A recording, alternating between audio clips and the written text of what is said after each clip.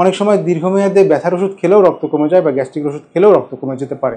এখন রক্ত কমে গেলে আপনি যদি আয়রন ইনজেকশন দেন তাহলে সবগুলোতে তো রক্ত বাড়ার কোনো কারণ নেই, সেই ক্ষেত্রেই শুধু রক্ত বাড়বে, আর অন্যান্য ক্ষেত্রে রক্ত বাড়বে না, বরং রক্তে আয়রনের আধিক্য হয়ে বরং আপনার ক্ষতি হবে।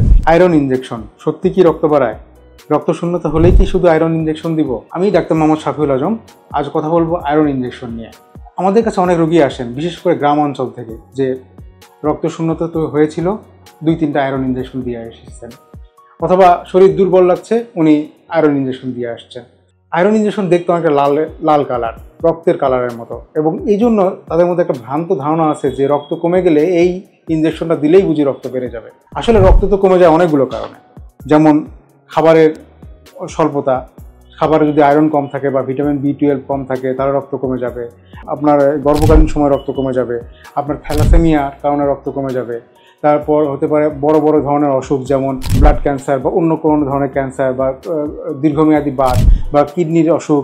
অনেক সময় দীর্ঘমেয়াদে ব্যথার ওষুধ খেলেও রক্ত কমে যায় বা গ্যাস্ট্রিক ওষুধ খেলেও রক্ত কমে যেতে পারে।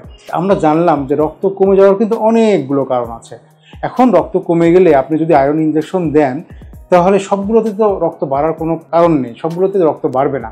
শুধুমাত্র যে বললাম কারণগুলো, এর মধ্যে যেখানে আয়রন কমে যাওয়ার কারণেই রক্ত কমে গিয়েছিল, শুধু সেই জায়গায় যদি আপনি আয়রন ইনজেকশনটা দেন সেই ক্ষেত্রেই শুধু রক্ত বাড়বে, আর অন্যান্য ক্ষেত্রে রক্ত বাড়বে না, বরং রক্তে আয়রনের আধিক্য হয়ে বরং আপনার ক্ষতি হবে। যেমন থ্যালাসেমিয়া রোগী, উনি কিন্তু আয়রন ইনজেকশন নিতে পারবে না। তারপর ব্লাড ক্যান্সার রোগী, ওনাদেরকে আপনার আয়রন ইনজেকশন দিলে কোনো লাভ হবে না, বরং লাভের চেয়ে ক্ষতি বেশি হবে। আসুন জানি কখন কীভাবে চিকিৎসা করতে হবে। রক্ত শূন্যতা হলেই আয়রন ইনজেকশন নয়, আগে রক্ত শূন্যতার কারণ নির্ণয় করুন, সেই হিসেবে চিকিৎসা করুন, তাহলে দ্রুততা সুস্থতা পাবেন। খুব ভালো থাকবেন।